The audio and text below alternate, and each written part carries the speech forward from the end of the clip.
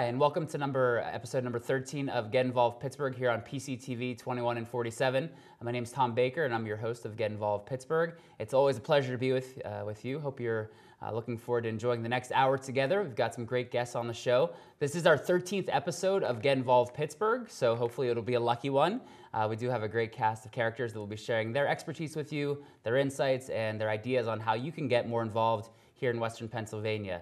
We're a Jefferson Award-winning television show, which is a great thing, and things are definitely going well for Get Involved. Our nonprofit organization, Get Involved, Inc., provides training programs. We have the Fast Track Community Leaders Program. We have 30 graduates of that program now. We do the monthly Power Hour series, the monthly Morning Mix series, and also the annual Service Summit. We're going to have the 4th annual Pittsburgh Service Summit coming up this spring. We just had the 2nd annual Harrisburg Service Summit in South Central PA, and this spring as well, we're going to have our first ever Washington, D.C. Service Summit. So we're taking the Get Involved show definitely on the road. Our cast for today's show, we're going to have Lindsay Smith, Ime Alaquiva, Marissa Doyle, R.J. Thompson, Seth Corbin, and Ali McMurtry. So it should be a great cast here. The main goal of the show, though, is really for you to find more ways to give back, to make a difference in our region. Big believer that there's no reason to ever be bored in Pittsburgh. That's something that I've believed my whole life since I was 5, 6, 7 years old, literally going from event to event in our city with my dad, who was a public school teacher. He was Albert Einstein, the mascot of the Pittsburgh Public Schools, and that's Albert with an O-W-L, Albert Einstein, and just always enjoyed being involved with him. He passed away, sadly, when he was 39 years old, when I was 12. I was very lucky, though, to have a mom that stepped up to the plate, literally, and she became a Little League coach, a Pony League coach, and a Colt League coach. She was a cool mama then, and she definitely still is. So that's really what the show is all about, is being out there, being quirky, being yourself, and we always bring you guests who have a lot of terrific stories to share about their experiences.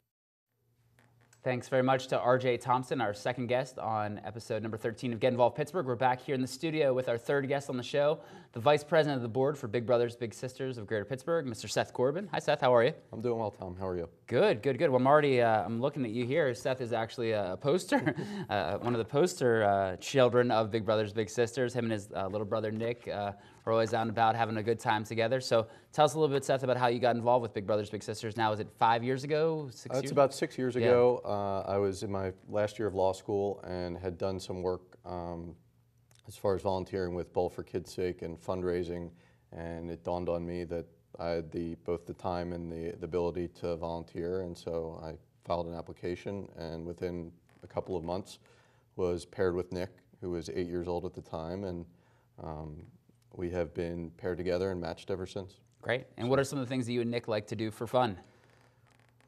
Sports is typically the theme, whether it's watching sports, attending sporting events, going to a park, practicing sports. I've actually coached his school soccer team for a couple of years. And so most everything revolves around sports, and if it doesn't involve sports, it involves food. So, okay, two of your favorite things. Yeah, absolutely. That's great. Very good. Well, I know you started out as a volunteer. You're now you became a board member, and now are vice president of the board. One of the other big things you've been involved with Big Brothers Big Sisters is Bowl for Kids' Sake. Tell us, everyone watching at home and online, a little bit about Bowl for Kids' Sake. Bowl for Kids' Sake is the region's largest bowling fundraiser. We do it every March. And it is an opportunity for people to get involved with Big Brothers Big Sisters, really on any contribution level. The nice thing about Bowl for Kids' Sake is if it's a contribution of $5 or something much larger, everyone can participate. It's a great community event. We have about 4 to 6 typically public events at bowling alleys across the region where for about 2 hours, everyone gets together, celebrates the cause that is Big Brothers Big Sisters, and bowls. And it's really a tremendous asset for the organization because it gives us an opportunity to not only raise a lot of money, but certainly spread the word and get more people involved with the agency. Yeah, and Big Brothers Big Sisters certainly had a good spokesman last year with the event. In March, we kicked off the national event here in Pittsburgh with our spokesman for the year. Who was our spokesman for Bowl for Kids' Sake? Antonio Brown was generous both with his time and his fundraising efforts to help us out. And he was fantastic. I mean, he was really extraordinary with the kids. We had an opportunity for him to come to the Big Brothers Big Sisters offices in addition to the initial kickoff event. and he was just great interacting with kids and giving of his time and energy. It was, I thought it was a great partnership. Great. And I think a nice story to share with our viewers, a lot of young professionals watch our show are thinking maybe, you know, I'd like to be on a board of directors someday for an organization that I care about. How'd the process go for you, Seth, going from being a volunteer to a board member, now the vice president of the board, but how'd you kind of get on the board of directors of BBBS? Sure. It started by simply asking. I actually had volunteered, obviously, and was a big brother for some time, and just like you said, had the inclination to give more of my time and get involved on a different level with an organization. I figured where better than an agency that I already believe in their mission and certainly the cause, and have had a great experience with. So I actually reached out to our CEO, Jan Glick, who's still the CEO, and said, I didn't directly ask her if I could be on the board, but I said, how can I get more involved? What can I do to help the agency? I'd like to give more of myself and of my time, and she responded and met with me, and the Bowl for Kids' Sake chairmanship was more or less my initial foray into a different volunteer opportunity with Big Brothers Big Sisters, and I did that for about 2 years, and at that point I had more or less earned the trust of the powers that be at the agency, and was extended an invitation. But I think they're, you know, just by making that initial ask and showing the initiative,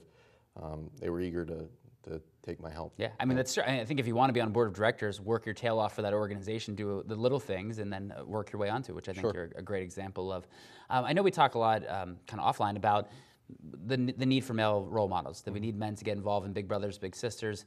You share the sentiment that I think is a very good one, that if people have enough time to watch the Steelers play every week, you definitely have enough time to spend time with a young man every other week for 3 to 5 hours. So what do you think stops people, though, from being Big Brothers? I think it's, first of all, if we knew the answer to that question, we wouldn't be having this discussion I wish at I all. knew the answer. But I think it is a bit of a time concern and being somewhat commitment phobic, if you will. I think, and I do say this when, you know, I have the opportunity to speak to potential Big Brothers and Big Sisters, when the issue of time and commitment comes up. The fact that people in this region are crazy about the Steelers. It's unlike, you know, anywhere else that I've ever seen.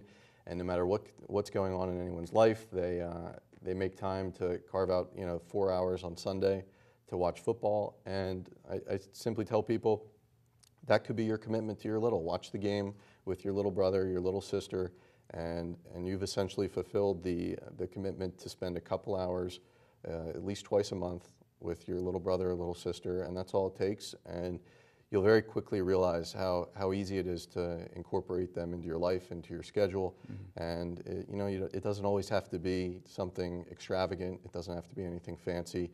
Just doing what you would normally do, but incorporating this young person into your life. It's actually pretty seamless. Yeah. Not every outing is Sandcastle or Kennywood. It's sometimes the most inexpensive outings are the most meaningful ones. Absolutely. I think it's just the quality of the time you spend together, and not necessarily where it is or what you're doing. That's great.